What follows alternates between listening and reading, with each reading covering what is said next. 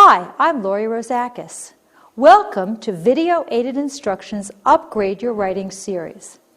This is the 7th program in our series, Introductions and Conclusions. Let's start with our overview. Why are introductions and conclusions so important? Well, let's start with introductions. You know that first impressions matter, whether you're introducing yourself in person, as I am, or in print. As a result, you want to open your writing in a way that establishes your credibility and wins your reader's trust. You also want to catch your reader's attention and suggest the main idea of your writing. We can compare this to food. Think of your introduction as an appetizer. Like a good appetizer, a good introduction prepares your reader for what comes next and builds anticipation. It whets their appetite. Now let's take a look at conclusions. We're at the other end of the meal now. An effective conclusion sums up your main idea. An effective conclusion also leaves your reader feeling satisfied. Just like with a good introduction, a good conclusion causes the reader to feel that you know what you're writing about, and thus you have credibility. Let's go back to our food analogy for a second. Like a good dessert, a good conclusion puts that finishing touch on your meal and makes the perfect ending for what came before. A good conclusion leaves your reader feeling satisfied.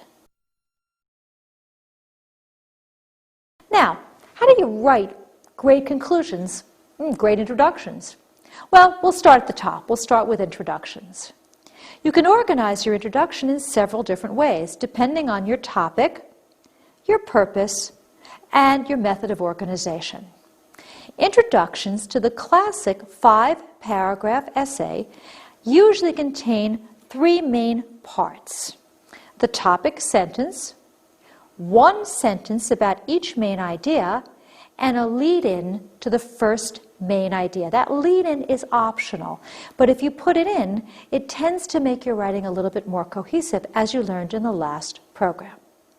Here's the first way. You can do deductive organization. In school, you mainly write expository and persuasive essays. Remember that expository essays explain and persuasive essays argue a point.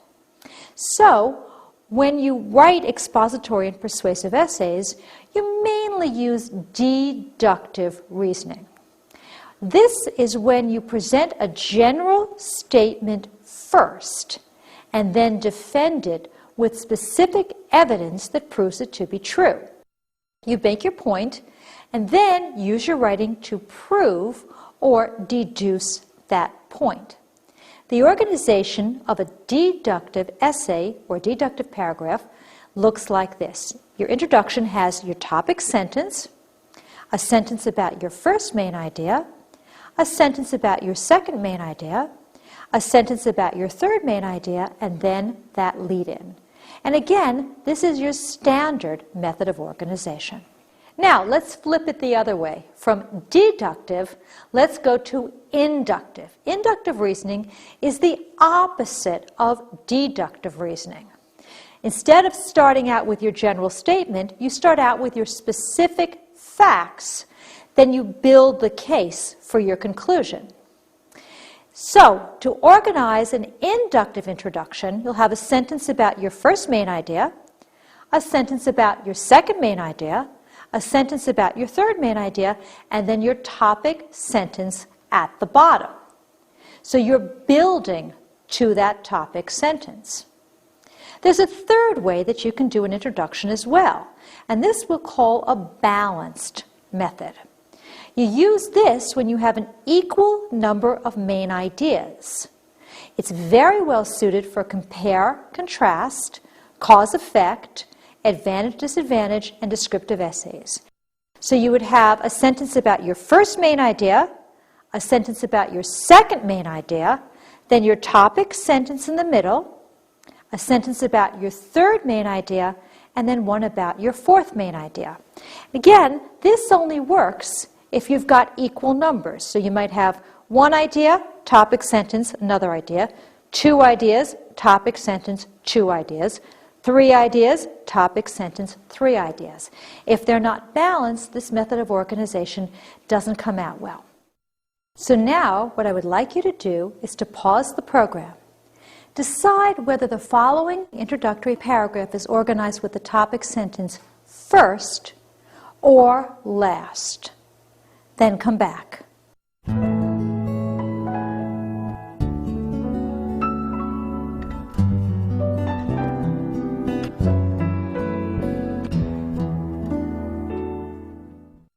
The writer makes a general statement first and then defends it with specific evidence to prove it true. Here's the statement. When Franklin Delano Roosevelt was elected as President of the United States in 1932, the country was in the grips of the Great Depression, the worst economic crisis of its existence. So that's my general statement. The writer then follows up with specific details that proves this statement to be true. The writer says banks were shut down, industries faltered, workers lost their jobs. Those are specific examples that support that general topic sentence. Writer continues, farming in rural areas suffered catastrophically as crop prices fell by 40 to 60%. That 40 to 60% tells you have a specific example. So again, what I've got is a general statement followed with evidence that proves that statement is true.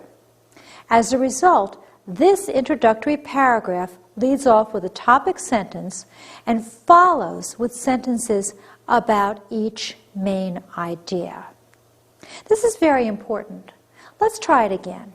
So now what I would like you to do is to pause the program and decide whether the following paragraph is organized with the topic sentence first or the topic sentence last.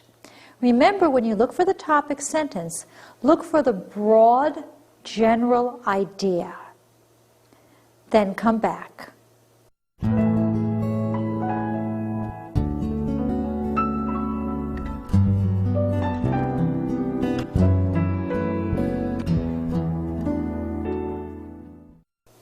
Now, in this instance, the writer first presents a situation.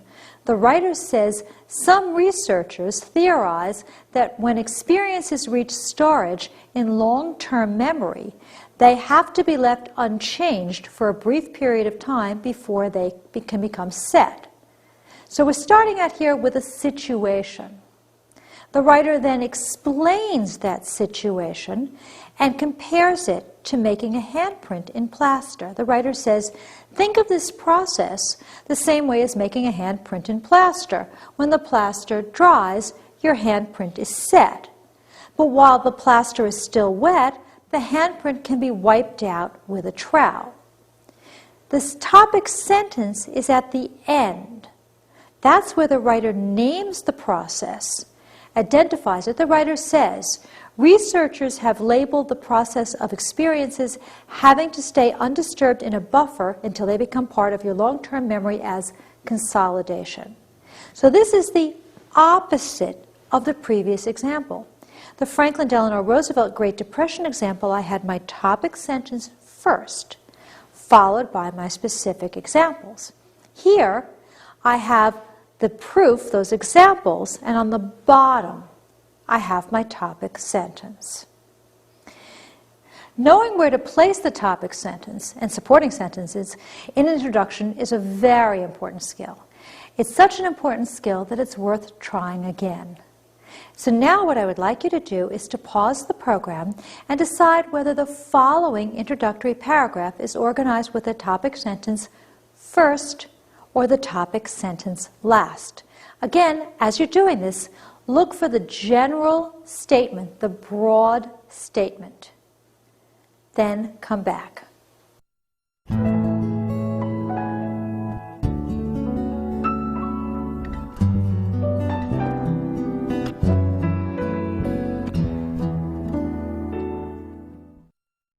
Here, the writer makes a general statement first and then defends it with specific evidence. Here's the general statement. People who work in teams can be classified in three main ways: leaders, followers, and blockers. So the writers started out with a very good structure. I know I'm going to be dealing with three things: leaders, followers, and blockers. That's my general statement.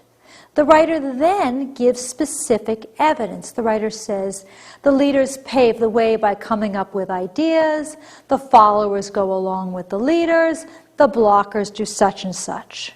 So I've got my organization set out: leaders, followers, blockers. Then I have some sentences on leaders, some stuff on followers, some stuff on blockers. As a result, this particular introductory paragraph leads off with the topic sentence and follows with sentences about each main idea. To summarize this point, there are advantages to each method of constructing your introductory paragraphs. For example, placing that topic sentence first. Well, it helps make your paragraphs very straightforward and very logical. It's also sometimes a little bit easier to write than putting your topic sentence last. That's because you're starting out with your general statement, and then as you write, you keep referring, you keep looking back to that general statement, and that helps you stay on track. I suggest that you use this method on tests. And use this method when you're dealing with difficult subjects, because it helps you stay right on point, because you've got that sentence right there in front of you. The one we just did with the leaders, the followers, and the blockers, you've already established your three-part organization. Now what you've got to do is just prove it. So putting that topic sentence first helps make your writing task a little bit easier, which is very important, of course, when you're under pressure. But placing the topic sentence at the bottom, at the end of an introductory paragraph, also has its advantages. First of all, it's a little bit more flexible because you don't have that fixed structure of topic sentence, blink, blink, blink. This way you can lead into it. The big advantage, though, is that it allows for some surprise. So it works very, very well when you want to build to suspense or create some kind of tension in your writing. Because if you're starting with your topic sentence first, your reader knows immediately what it is you're going to be talking about. But when you put your topic sentence last, you're leading up to it, and so you're creating that anticipation and that excitement. Usually, putting the topic sentence last is considered a little bit more sophisticated. It's a little bit more mature sense of writing because it requires greater attention paid to the structure. I don't know if I necessarily believe that. I think each method of constructing your introductory paragraphs has its advantages. It really depends, as we've said from the beginning of this program, on your purpose, on your audience, and on your topic. If your purpose is to explain something in a clear and straightforward manner, for example, to give directions in a process analysis essay, you're going to want that introductory paragraph to open with your topic sentence. These are the directions for putting together a bicycle. You don't want your reader to have suspense when it comes to putting together a bicycle or preparing a dish or learning how to do a process. So I wouldn't necessarily say that one is better or one is worse. One is simply different than the other. So when you're deciding whether to put your topic sentence first or whether to put your topic sentence last, stop and decide what specific effect you want to create. Do you want to create a straightforward listing, or do you want to build a little bit of suspense and tension? Once you've worked that out, then you can decide where to place that topic sentence in your introductory paragraph. Let's take a look for a second at your topic sentence itself. The topic sentence in an introduction can be stated or implied. If it is stated, you actually tell exactly what you're going to write about. If it is implied, there's not one sentence that a reader can pick out. The reader has to figure it out from details in your paragraph. In general, you're going to want to use a stated topic sentence for a complex topic. This obviously makes it much easier for your reader to understand your topic. You're going to want to use a stated topic sentence with essay tests. This helps you make sure that you've answered the question because you've got your topic sentence and you can refer to it as you write to make sure that all your details are on that topic sentence. In general, use the implied topic sentence with descriptive paragraphs. Readers will be able to infer your topic sentence from the details. Let's recap quickly. When you're taking an essay test on a standardized high-stakes test or in a classroom test, you're going to want to use a stated topic sentence to help you stay focused on your main idea. When you're writing more descriptive paragraphs and essays, you're going to want to consider using an implied topic sentence. Now what I would like you to do is to pause the program and identify whether the topic sentence in the following paragraph is stated or implied. Remember, stated is outright said. Implied, you have to pull it together from details and descriptions in the paragraph. Then come back.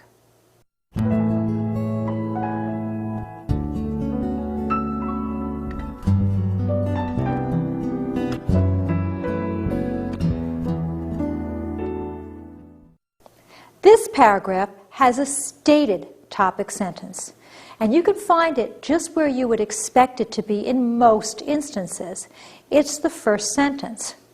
Of course, animals can't talk as humans do, but many animals are capable of creating surprisingly precise and meaningful sounds. The writer then develops this idea with specific details and examples. For example, the writer says, hens cluck to warn their chicks of impending danger, dogs make low menacing growls at strangers, cats meow for food, and they yelp with pain. So this is the structure that we've been used to. We have our topic sentence followed by specific examples. The sentence is stated outright. I suggest that you use a stated topic sentence when you're dealing with a complex idea. This makes it easier for you to clarify that information for your reader. You're stating outright in the very beginning of your essay, the very beginning of your paragraph, what it is you're going to discuss. Also, as we've said earlier, using a stated topic sentence helps you stay focused on your thesis. It helps you stay focused on what it is you're trying to show, or what it is you're trying to prove, or what it is you're trying to describe. You'll use stated topic sentences for a great deal of your writing because it helps create clear and easy to follow writing.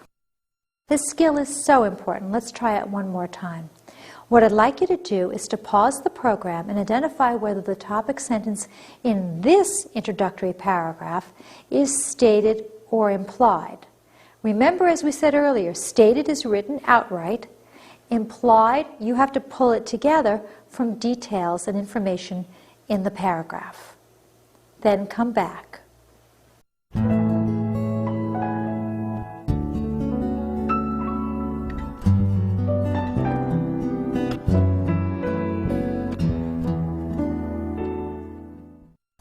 This is an implied topic sentence because it's not stated. You can't go back to this paragraph and pick out any one sentence that you can say for a fact explains the writer's overarching idea. Instead, you have to infer it. You've got to figure it out from details. And remember, when you make an inference, you combine details with what you already know to make an educated guess. So you would take a good look at all of the details in this paragraph, put them all together and say, what do I think the writer is trying to say? What do I think the writer is trying to prove?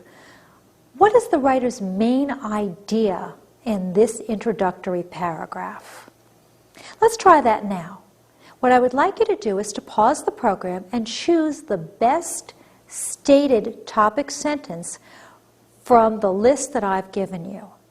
Then come back.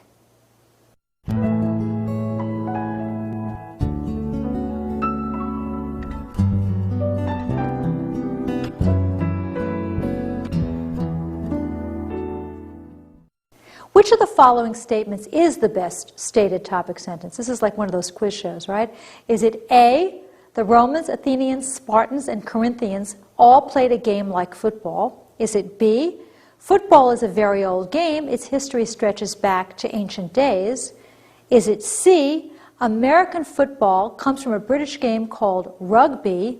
Or is it D, football is a more popular game than baseball, even though baseball is called America's pastime? The correct answer is B, because only B gives the main idea of the passage, the topic sentence. I'm going to do this through process of elimination. I know it can't be A or C because they're much too narrow. They actually are supporting details. The Romans, Athenians, Spartans, and Corinthians all played a game like football. A, that's a detail about it. So is C, American football comes from a British game called rugby. Those are small parts of the information. They're not the overarching idea that I have here. I can eliminate D because it has information that has nothing to do with the paragraph. It's not even in the paragraph. Football is more popular than baseball. Well, that may not be true, but that's not what this particular paragraph describes. So I'm going to knock that one out right away because it has nothing to do with the contents of the paragraph. So I say B, football is a very old game, its history stretches back to ancient days. To check my answer, I'm going to go back to that paragraph. I'm going to plug that topic sentence in first and see if it makes sense. And sure enough, it does. When I look at it, I see, well, yeah, it's very old. Its history stretches back to ancient days. I've got the ancient days, and then I have the entire history following. So that makes logical sense for what I'm dealing with. Let's try it again. Pause the program, please, and identify whether the topic sentence in the following paragraph is stated or implied. Then come back.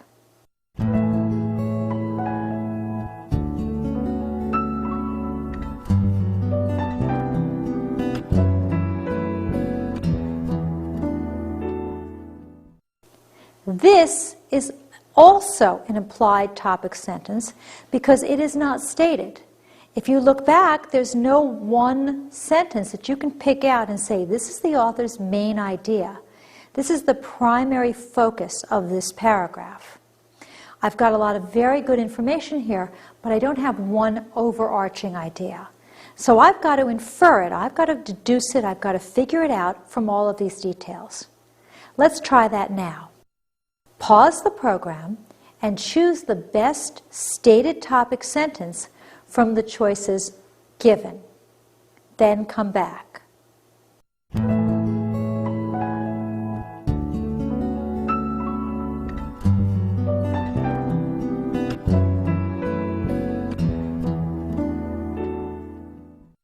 Which of the following statements is the best stated topic sentence for this paragraph? Let's do that process of elimination again. Is it A, many fast foods are not good for you? Is it B, people should stay away from all junk food? Is it C, pizza gives us carbohydrates for energy? Or is it D, pizza is healthier for you than many people think? Well, A and C again seem much too narrow. Many fast foods are not good for you, and pizza gives us carbohydrates. Well, that's true, many fast foods are not good, but there's more to this paragraph than just fast foods. There's a whole bunch of stuff on pizza. So A can't be right. Pizza gives us carbohydrates for energy is true, but the paragraph also says that pizza gives you cheese and meat for protein. The tomatoes and the herbs give us vitamins and minerals. So that's too narrow as well. I can eliminate choice B because it's an overgeneralization. It's too big for this paragraph. It draws conclusions that are just not in evidence from the facts that I have. Maybe people should stay away from all junk food, but that's not what this paragraph is about. This paragraph is focused a lot more on pizza. So I'm going to go with D. Pizza is healthier for you than many people think. That fits with all the details I have. The details about consider pizza. Pizza contains many of the vitamins and minerals that we need. Well, that directly relates to healthy. Fresh ingredients, I've got stuff on carbohydrates, I've got stuff on protein and cheese and meat. So this makes the most sense. Pizza is healthier for you than many people think. Should you use a stated topic sentence? Should you use an implied topic sentence? Well, obviously the choice is yours, but go back to our test, our three-pronged test. Your purpose, your audience, and your topic. Use the stated topic sentence when you want to be absolutely crystal clear. Use the implied topic sentence when you want your readers to have to pull together the details and perhaps leave a little bit of suspense or room for interpretation there. Remember that the stated topic sentence gives you the advantage of having it right there in front of you. The implied one gives you the advantage of leaving it more open to your reader's interpretation. The choice is yours, but as you're choosing, carefully consider the effect that you want to create. Now that you know what a topic sentence should be, what should a topic sentence not be? Well, a topic sentence should never be an apology. You don't want to write, well, I don't really know very much about this topic, so please bear with me. This immediately tells your audience that you don't know what you're writing about.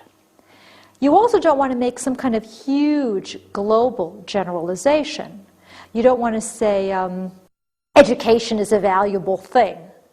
You can't prove this. It's too broad, so you're setting yourself up for an essay that isn't going to work. Number 3, you don't want some kind of vague generalization or something that's unclear, as in, the Civil War was costly. Well, what kind of cost are you talking about? Are you talking about human lives? Are you talking about economic costs? Are you talking about power? Also, what Civil War? Are you talking about the American Civil War? So that's not a very good topic sentence. And number 4, you don't want a cliche. A cliche is a stale expression. So you don't want globalization as a double-edged sword. Instead, explain exactly why and how. So now what I would like you to do is to pause the program and identify why this particular introduction is not successful. Choose one of the 4 possibilities. It may be because it's an apology, or it may be because it's a generalization, or it perhaps is vague or unclear, or perhaps it is a cliche. Then come back.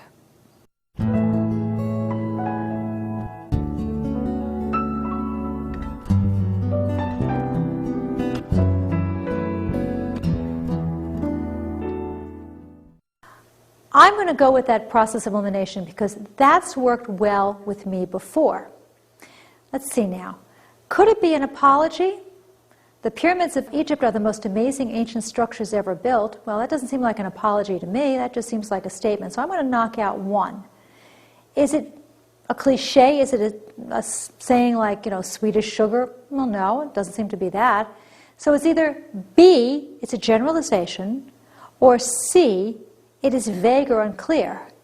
The pyramids of Egypt are the most amazing ancient structures ever built. Well, there's nothing vague or unclear about that. I know exactly where the writer stands, which is the pyramids are absolutely the most amazing structure. That is B. It's a generalization. It's too broad. There might be far more amazing ancient structures, and likely there are. For example, we could argue that the aqueducts of Rome are equally amazing, or Stonehenge in England is far more amazing.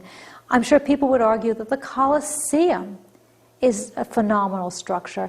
And of course, the Great Wall of China is an engineering marvel. So I can't say the pyramids of Egypt are the most amazing structures ever built. The statement is too broad. It is too general to enable me to prove it, to do anything with it. And when your topic sentence is so general and so broad, no matter how much proof you provide in that introductory paragraph, you're not going to be able to satisfy your reader. So now what I would like you to do is to pause the program and identify why this introduction is not successful. Choose one of the 4 possibilities. It's an apology, it's a generalization, it is vague or unclear, or it is a cliche. Then come back.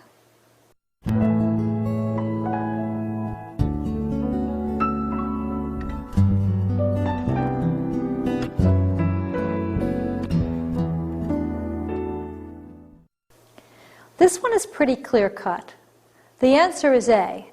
The topic sentence, I didn't really understand the book Frankenstein because it was hard to read, but I'll do the best I can, is clearly an apology. The writer starts off asking us to forgive him or her. So, you're not doing a thorough job. I'm already thinking you're not going to understand this very well. And that puts the writer at a disadvantage. I think that the writer is ill-prepared. I think the writer is unreliable. Don't ever start off. I'm not one to overgeneralize, but don't ever start off with an apology. And try not to end with an apology either. Because you're already predisposing your audience to think that you don't know what it is you're talking about. Always, always take the time to craft that topic sentence very carefully. Because when you get that topic sentence just right, you'll be able to construct your entire essay around it. It's very similar to the foundation of a house. So let me show you some ways now that you can actually craft that topic sentence. Here are some possibilities. You can do a restatement of the question. You can do a statement of the main idea. You can do an anecdote. You can use humor, a quotation, a question, or you can use facts, such as statistics.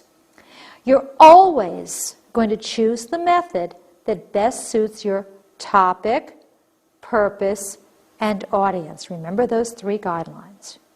Now let's take a look at the first one, a restatement of the question. This obviously you can only use if you're given a question. You have to have something specific to answer. On a high-stakes test, you're often given a question to answer in essay form. What you can do is take that question, turn it into a statement. This is especially useful because it helps you make sure that you're going to answer exactly what you have been asked, and you're not going to pick up some topic that your reader doesn't want to know about. Here's an example. You're taking an exam, let's say, in social studies, and the question is, what is meant by the term post-colonialism? You might write something like this. The term post-colonialism has 2 primary meanings. So what I've done is I've taken that question, what is meant by the term, and I've turned it into a statement that I'm now answering. The term, same word, post-colonialism, same word, has 2 primary meanings. First, it refers to former colonies that have regained their political independence, such as India. Second, the term is used to describe new forms of economic and cultural oppression that have succeeded modern colonialism, sometimes called neo-colonialism. Let's start with the first meaning. So, looking back at this paragraph, I've taken the question, turned it into a statement, provided the 2 answers that I want to provide, and then I've got to transition into the next paragraph. By taking the question and restating it, I've got a focal point that I can refer to over and over again as I write. This helps me stay on track. Now what I would like you to do is to pause the program and identify which technique the writer used in the introduction. Did the writer use a restatement of the question? Did the writer use a statement of the main idea? Did the writer use an anecdote? Perhaps something humorous? Perhaps a quotation? Or maybe a question? Then come back.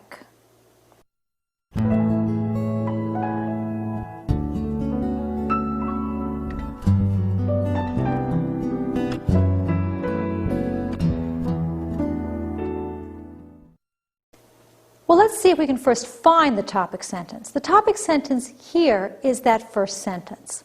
Although all lizards are reptiles and are covered with dry and scaly skin, they can still show striking differences. What is that? That is a statement of the main idea. The writer then goes on to develop the idea in this introductory paragraph through comparison and contrast. The topic sentence fits perfectly because the topic sentence starts off with comparison and contrast. I know that they're all similar because they're all reptiles and they all have dry and scaly skin, but they are all different because they have striking differences. So the topic sentence here is extremely successful because it establishes the method of development for this introductory paragraph. So now what I would like you to do is to pause the program and try it again. Identify which technique the writer used in this introductory paragraph. It's one of these 6. Is it a restatement of the question, a statement of the main idea, an anecdote, humor, quotation, or a question? Then come back.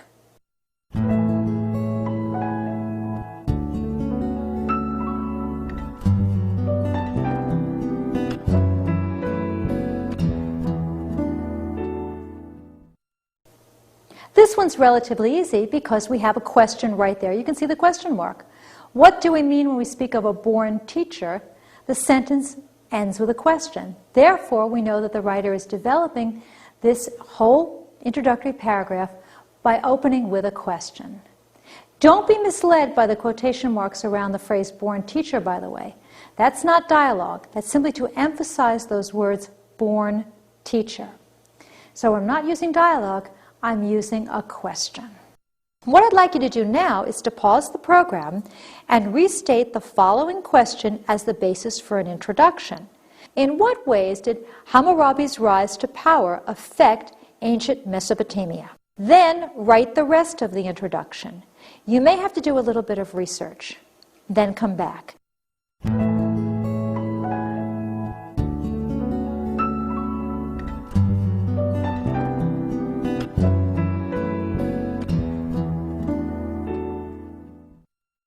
Here's my sample answer. Now, this sample answer, as with all the sample answers I'm going to give you in this program, may vary from yours.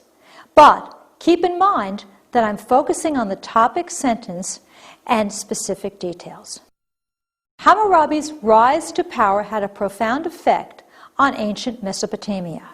So what I've said is profound effect. That's what I'm going to be proving in this paragraph. When Hammurabi became king of Babylonia around 1800 BCE, the empire became rich and powerful in 3 main ways. First, Hammurabi built dams in key parts of the Euphrates River. Second, he attacked the weakened Sumerians, vastly increasing his power. Last but not least, he established his influential code of law. So I've got my topic sentence, and then I provide my 3 main examples. Here's another way that you can do it. You can do a statement of purpose. This method is very similar to restating the question because it is very direct and to the point. As a result, you're going to find you'll be using this method a lot for expository, explanatory essays, emails, news stories, process analysis essays, research reports, and business letters. Process analysis, recall, are how-to essays in which you give directions. Research reports, you know, you're doing research and you're giving your findings, and business letters. Here's a couple of examples. This one is from a job application. Dear Mr. Jones, I am writing in response to your advertisement that appeared online in the Help Wanted section of your website. I just state it straight out. I am writing for this reason. I am writing in response to. And this is very effective because Mr. Jones is very busy and he wants to know from the very beginning, why are you writing him this letter? I would say in 99.9% of the cases, you are going to be using a statement of purpose when you apply for a job. Here's a completely different example. The Mughals had a profound influence on India in the 16th and 17th centuries. This legacy continues to have important implications for India today.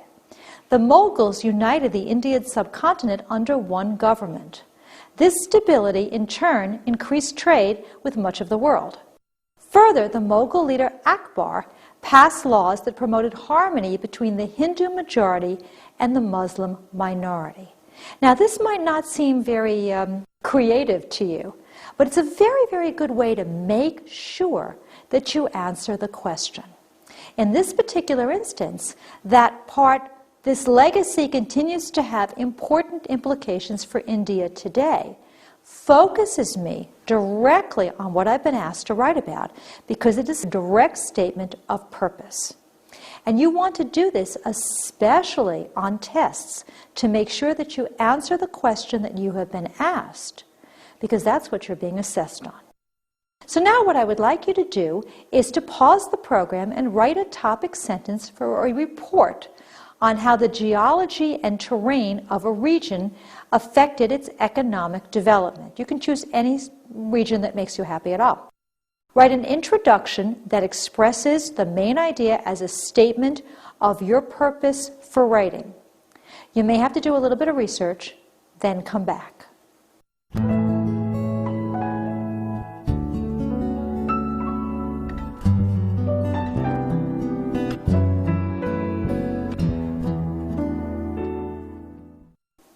Here's my sample answer. Now remember, I'm doing a statement of purpose.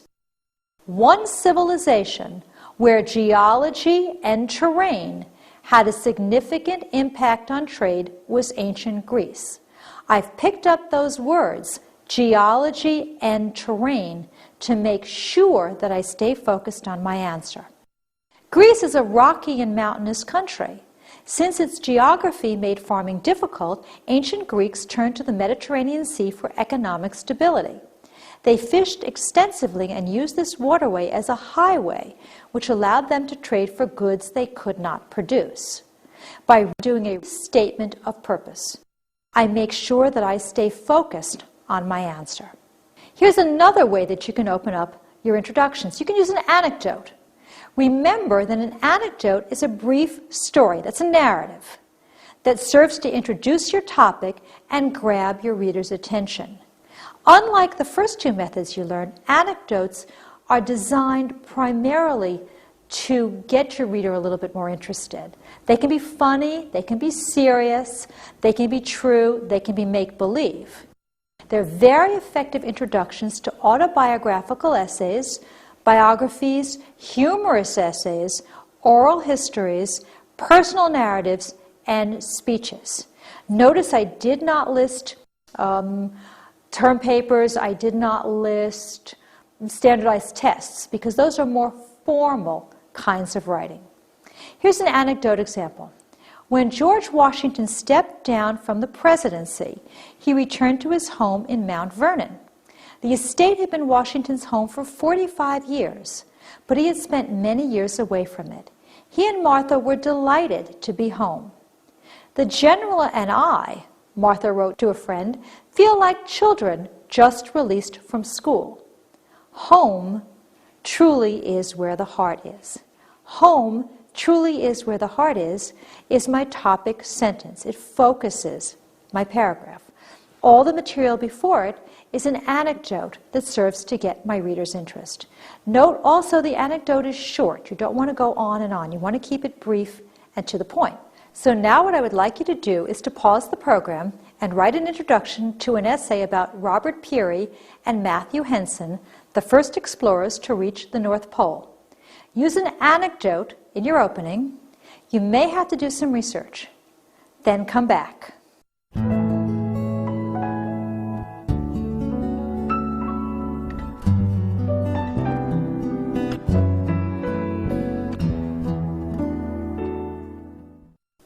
Here's my sample answer. On July 26, 1893, Robert Peary, Matthew Henson, and a crew of 10 once again attempted to reach the North Pole. Unable to find sufficient food, they soon weakened and became ill. They tried to eat frozen walrus meat, but could not chew it because their teeth had fallen out. Only Henson was brave enough to do what the Inuits did. He drank bowls and bowls of seal blood. Sure enough, he recovered first. This is but one example of the hardships that these explorers faced. So I've started out with my anecdote, and that will get my reader's interest and draw them in, and then I ended up with my topic sentence as my last sentence. The reason that this is an effective anecdote is because it has good specific details. It has the date, it has the names, it has details about frozen walrus meat, the explorer's teeth falling out, and of course the bowls and bowls of seal blood. And as we said, this is usually more effective in an informal essay. Now, what about humor? Now we're getting even more informal. Humor can be a one-line joke or a longer anecdote. Humor can be very effective if you're writing an introduction, let's say, to an autobiography, a biography, a humorous essay, an oral history, a personal narrative, a short story, or a speech. But be very careful. In academic writing, humor should never offend. Always consider your purpose and your audience. And here's my personal rule. When in doubt, leave it out. If you think there's the slightest chance that your humor will offend your audience, do not use it. Here's an example that I used. A duke was hunting in the forest when he saw 10 arrows, each in the dead center of a target. "Who is this incredibly fine archer?" cried the duke. "I must find him." The duke's servants brought him a small boy carrying a bow and an arrow. The boy admitted that he had shot the arrows at the center of all the targets. "This is truly astonishing," said the duke. "I hereby admit you into my service, but you must tell me how you came to be such an outstanding shot." "Well," said the boy, "first I fire the arrow at the tree, and then I paint the target around it." There are many ways to hit the bullseye and achieve your goals, but few are as easy as this method. So I've started out with my humor and I've led into my topic sentence. Now notice this particular humor is in the form of an anecdote, and it's not going to offend anyone because we doubt that many dukes are going to be reading our papers. So this is a good example. Now I'd like you to do is try it yourself. Pause the program and write a humorous opening for an essay about, let's say, maturity. You may have to do a little bit of research. Then come back.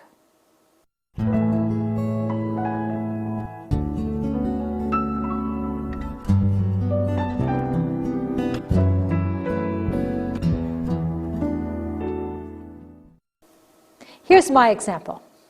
Mark Twain said, "When I was 14 years old, I was amazed at how unintelligent my father was.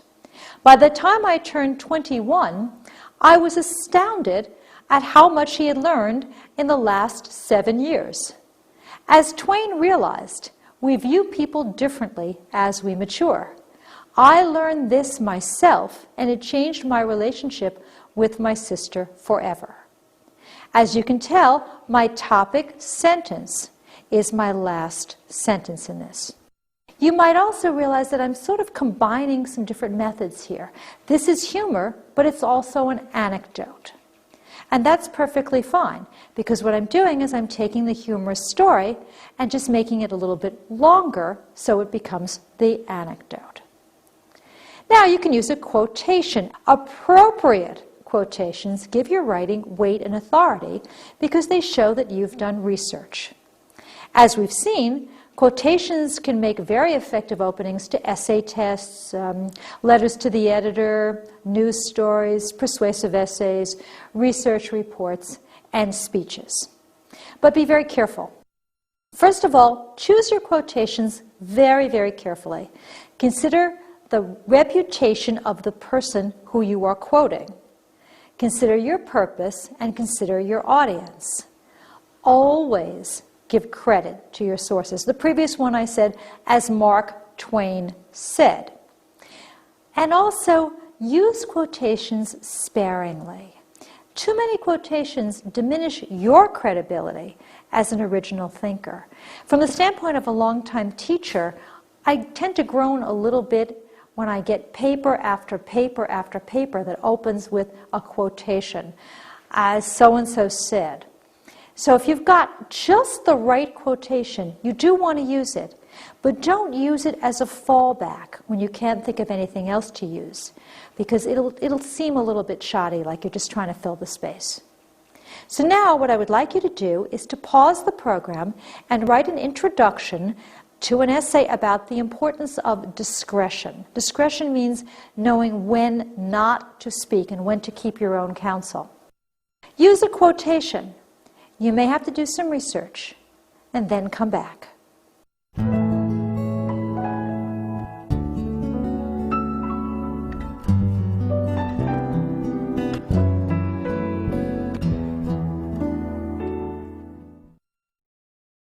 I have two answers for this one because I like this topic so much. Here's a relatively long quote. Mark Twain once said, "'Tis better to be silent and be thought a fool than to speak and remove all doubt." Twain understood the importance of discretion, knowing when to stay quiet and keep one's own counsel. Throughout history, many political scandals have demonstrated the importance of knowing when to keep one's opinions to oneself. So I opened up with a quote and I put my topic sentence at the end. That's a fully developed paragraph. I could use that paragraph right now to write an essay. But then I had another idea as I was writing, so I just jotted it down. There's an old saying, "Loose lips sink ships." It's a very short quotation. I don't know exactly what I would do with that, but I sort of liked it a lot, and I thought, I'll write that down, and maybe I would use that as well, perhaps in the same paper, perhaps in a different paper.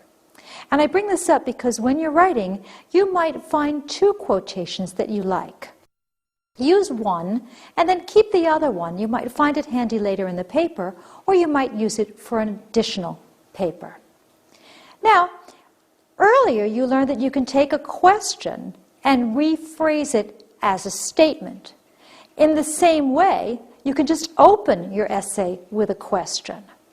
You can use more than one question if you wish, but I would say rarely should you use more than two, because if you have multiple questions, you're apt to mislead your reader. Questions can be very effective openings to expository essays, oral histories, personal narratives, letters to the editor, research reports, and speeches. Here's an example. What events led to the Pax Romana? Pax Romana, Latin for Roman peace, was a 200-year period of peace and prosperity, beginning with the Emperor Augustus around 27 BCE. He ordered the building of new roads, buildings, and water systems, which increased trade as well as stability.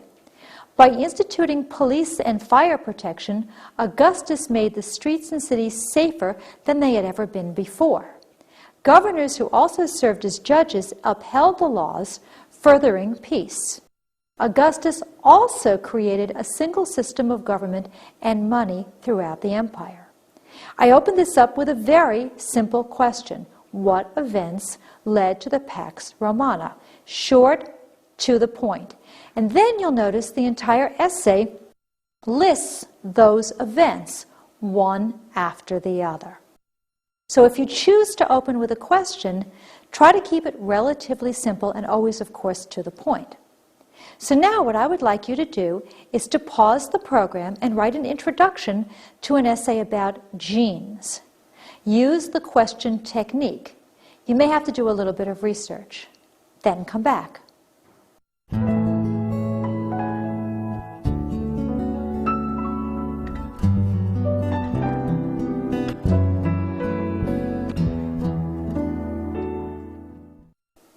Here's my example. Why is an arm an arm? Why is a leg a leg? Arms develop differently from legs due to the action of specific genes. Every organism is designed with specialized structures. For example, human arms and legs are both made of muscle and bone, but the overall shape and details of the two types of limbs are different. These genes, which determine how the parts of the body are shaped, are called homeotic genes. Now, I start out with two questions, but I keep them short and I have them parallel. Why is an arm an arm? Why is a leg a leg? I can get away with using the two questions because they are simple. If they were long, I would rarely go more than one question. Another method you can use is you can cite facts. Sometimes you can use statistics, which are numbers. They give you writing power because you're being very specific. They establish you as a credible author because they show that you've done your research. Facts are especially useful in introductions to essay tests, letters to the editor, definition essays, business letters, how-to papers, news stories, persuasive essays, research reports, and speeches. That's because they show that you've done your homework. In an essay test, for example, they show that you know your facts, that you have the information to prove your point. Always check your facts and check them in at least 2 reliable sources to make sure they're valid. Pay special attention to checking your statistics. Make sure the numbers are correct and make sure they're logical. If the number sounds like it's too large or too small, double and even triple check it to make sure that it's right. A little aside on this, when you're checking your facts and your statistics, make sure that you check them in reliable sources. Be careful with certain online sources, such as commercial websites, such as encyclopedias that are written by just anybody on the street who chooses to. You want to use a standard source, such as an almanac, such as a print encyclopedia, such as a valid reference source. And pay close attention, and I can't emphasize this enough, to make sure those facts and those statistics actually do make sense. Here's an example. I wrote this one on the flu because I thought it was extremely interesting. Before it ended, historians estimate that between 20 million to more than 100 million people died worldwide, including 500,000 Americans. By comparison, 15 million people died in World War I, 9.2 million in battle. What caused such wholesale death? It was the influenza pandemic of 1918. If such a plague came today and killed the same fraction of the U.S. population, 1.5 million Americans would die, which is more than the number felled in a single year by heart disease, cancer, strokes, chronic pulmonary disease, AIDS, and Alzheimer's disease all together. Now, I've got a lot of facts in here and an awful lot of statistics. So what I do, and what you will do, is I put my source right in my paper. My source came from a book called Flu, the story of the great influenza pandemic of 1918 and the search for the virus that caused it. And I put the author's name as well. This shows my readers that I have done my research. This is a scholarly book, so I know that the author, Gino Colada, checked her statistics in 2 or more sources. I found this very interesting to write and also very interesting to read because the statistics gave me a sense of the enormity of this situation. So what I would like you to do now is to pause the program and write an introduction for an essay about the importance of washing your hands. Use statistics and facts. You'll probably have to do some research, and then come back.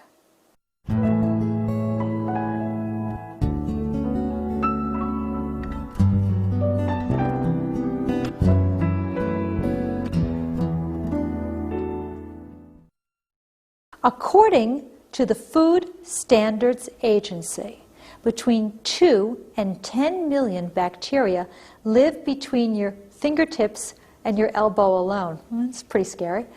There are as many germs under your watch, ring, and bracelet as there are people in Europe. Further, germs can stay alive for up to 3 hours. Germs carried on your hands cause many illnesses, so it is very important to wash your hands often and thoroughly.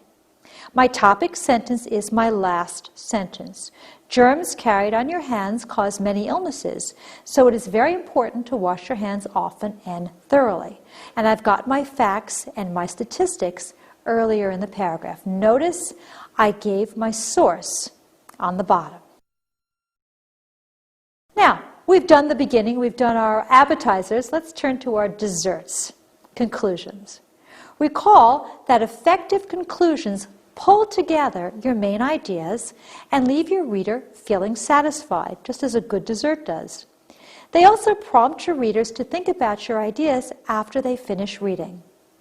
As with your introductions, you're going to suit your conclusions to your purpose and your audience. There are 4 primary ways that you can craft a conclusion. You can restate your main idea, you can give your opinion, you can call for action, and you can reflect on the broader implications of what you've written about. As with the introductions, you can combine 2 or more of these methods if that will better serve your purpose. Let's take a look at restating the main idea. I put this first because this is the one that you're going to be using most for your essays and your business letters. That's because it is the most direct method. You're going to have a sentence that restates your thesis, your main idea. Then you're going to have a sentence that restates your first main point and a sentence that restates your second main point, and so on. So you're summarizing your entire essay paragraph by paragraph. The last sentence will be an overall conclusion to the entire essay. You're going to restate your ideas in a way that's different from your essay to avoid repetition. So you're not just going to pick up a sentence and put it in. You're going to take the main idea and put it in different words. Next, give your opinion.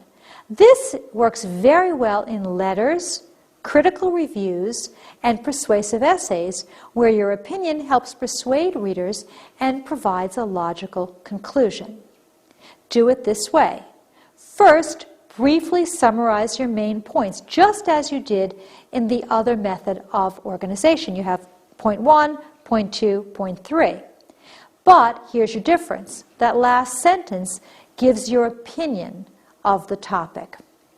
If you decide to use this method, very carefully consider your audience, because if you think your audience is going to disagree with you, you may not wish to end with something that's going to antagonize them. Number 3, call for action. This is very often used in speeches, letters, and persuasive essays. You've got several different ways to do this. You're always going to summarize those main ideas because you want to make sure your reader got your primary points. And then you can do several different things. You can give a suggestion. You can make a demand. Or you can offer a plea. Making a demand is the strongest way to end. Giving a suggestion gives your paper a little bit more balance, and offering a plea may be a way to get readers to do what you wish. The 4th way is when you reflect on the broader implications. When you think about what you've said, what that has to do with the larger scheme of things. You use this for letters, expository essays, and persuasive essays. The format, as with the other methods, is summarizing your main points. But then you explore how your main ideas affect bigger issues, what your points imply, who your points affect. So you're taking it from your specific example and you're broadening it into a generality. So if your main idea perhaps was a bit on the negative side, you want to reflect on the positive implications of what you've written about. If your main idea perhaps was positive, you may want to reflect on the other side of what you've discussed. And as we mentioned earlier, you can combine 2 or more of these methods if that will suit your purpose and your audience. So now what I would like you to do is to pause the program and write a conclusion for an essay about how violent toys do more harm than good to children. Imagine that the rest of your essay gave lots of great examples of research studies that explored the link between violent toys and violent behavior. Use any of the methods that you've learned or combine them as you write your conclusion. You'll have to do a little bit of research, then come back.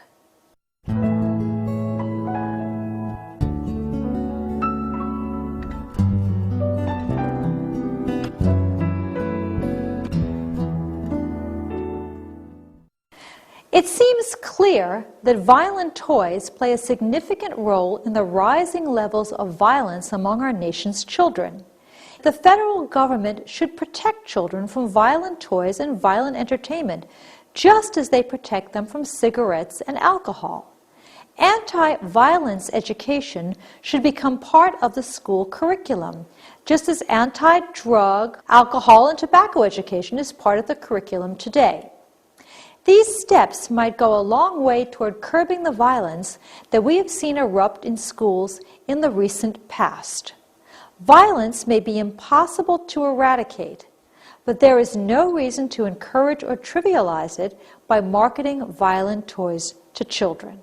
As you can see from this conclusion, the writer summarized the main points and then gave a suggestion, a call to action. I said anti-violence education should become part of the school curriculum. That's my call to action. And then I made a broad statement. Violence may be impossible to eradicate, but there is no reason to encourage or trivialize it by marketing violent toys to children. So I've used two of these methods to summarize my ideas. You can do the same thing in your conclusions. So let's summarize. Introductions should catch your reader's attention and suggest the main idea of your writing. You're going to suit the form to your purpose and your audience. There are 7 different ways that you can write an introduction. You can restate the question, you can state the main idea, you can use an anecdote, you can use humor, use a quotation, use a question, and use facts such as statistics, which are numbers. And as we said, you can combine 2 or more of these methods. Conclusions should pull together all of your main ideas and leave your readers feeling satisfied. Conclusions also prompt your readers to think about your ideas after they've finished reading. Just as with an introduction, a good conclusion suits your purpose and your audience. There are 4 ways that you can conclude. You can restate the main idea, give your opinion, call for action, and reflect on the broader implications of what you've said. Well, we've come to the end of our program. I hope that you found this instruction helpful and have learned some things that you can use to take your written communication to the next level. Be sure to join us in the next program in Video-Aided Instructions Upgrade Your Writing series, Expressing Yourself Creatively, where you'll learn tips for writing poems, stories, and more. Thanks for watching. When you're serious about learning an academic subject or scoring high on a test, there's just one name to know: Video-Aided Instruction. We don't waste your time with goofy skits, corny jokes, or silly sing-alongs. We get right to the point. Real teaching by real teachers. Visit us online at videoaidedinstruction.com to learn more about our exciting line of educational programs. As we say here at Video-Aided Instruction, press play to learn.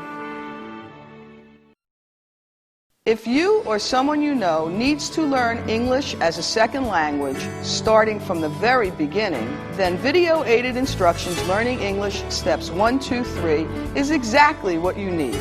This 11-hour, 83-lesson course will teach you how to start using English in your everyday life, at school, and on the job. This developmental program gives you lots of practice in the basics of listening, speaking, reading, and writing in English. Plus, we teach you important vocabulary words in every lesson. It's quick, it's easy, and it really works.